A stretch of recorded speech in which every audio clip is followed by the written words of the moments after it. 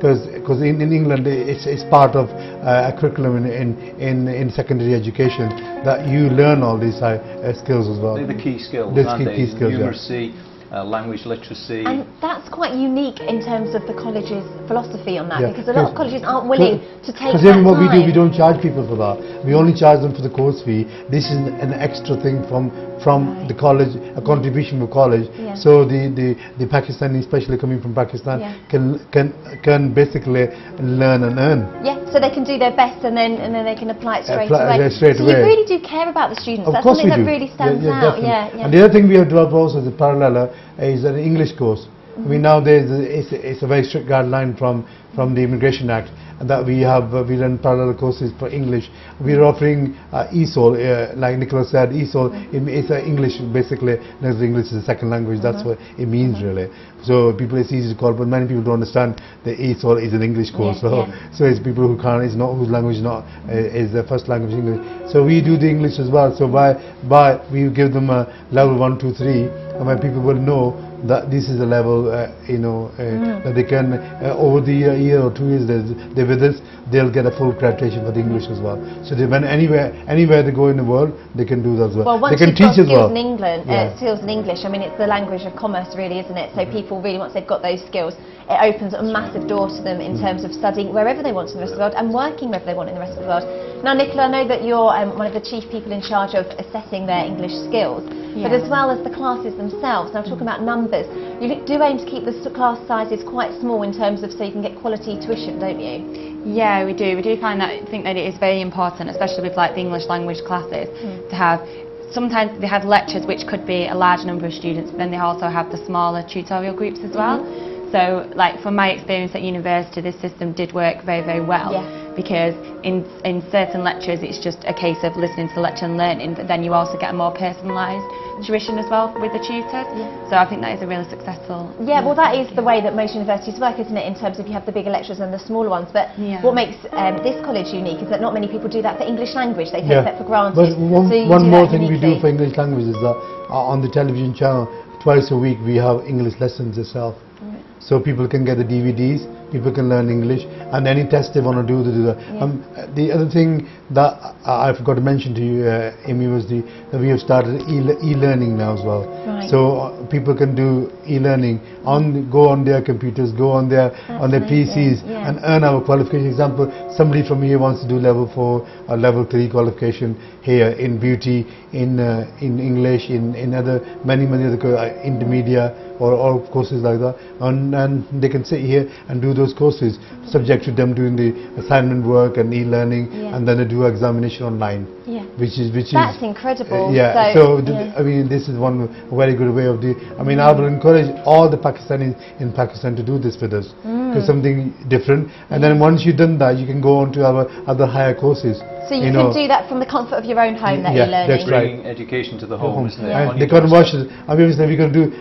Hopefully, we're going to start this on Royal TV as well very soon, and these programs as well. And they will be doing a jointly together with the Leeds University, offering them the similar courses now. We will be doing them jointly. So it'll be a very good way of learning and earning well. You can earn, end of the day, in 6 months' time or 12 months' time, I'm going to get a diploma from Britain.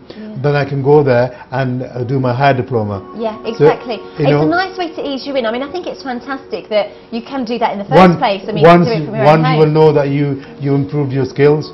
Secondly, that you know what type of courses you have. Then you can select, well, this is the right course for me, or do I need to go in other disciplines as well. Then people have more wider choice as well on that. And you've still got all the weight of the degree or the education in terms of it still being from a British college, so you've still got all that respect and that high standard. Yet you don't actually have to even go there if you don't want to. I don't know why you wouldn't want to. Manchester sounds amazing from what everybody's saying. No, they definitely should. But if for whatever reason you want to do e-learning, then that's another option as well. Or to boost the course while you're there, you can also do that at the same time, so you can open up your skills. Definitely.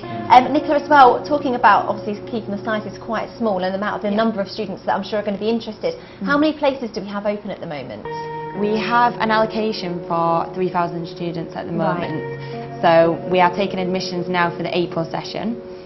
and yeah, so we've got a lot of spaces available. The student population at the moment is around about 800 students. Right. And we're just growing and growing and growing, so... Fantastic. Oh, because it is fairly new, which just makes it more exciting, I think, because actually you're looking at what today needs. Often there's lots of colleges that have been established for hundreds of years, but they're very out of touch, and that people just aren't employable once they've gone through it, whereas this, you're seeing it with fresh eyes, and you're really making people be able to earn once they leave. Well, many people saying this as well.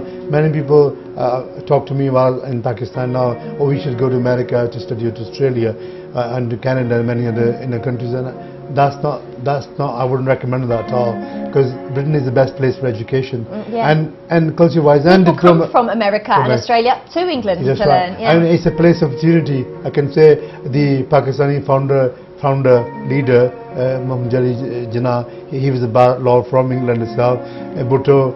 Bhutto is himself. There's many people like that. Very strong ties as well. So you can see the people who from there are achievers. You know, they do achieve here. When they get back here, they are achievers. Many people who are politicians, or everybody, or in big positions, they basically have learned from UK. What I've noticed about the two cultures primarily is that people from Pakistan are very hard working. There's really that real ethos to work as hard as you can for yourself, for your family, and for your own respect and honour.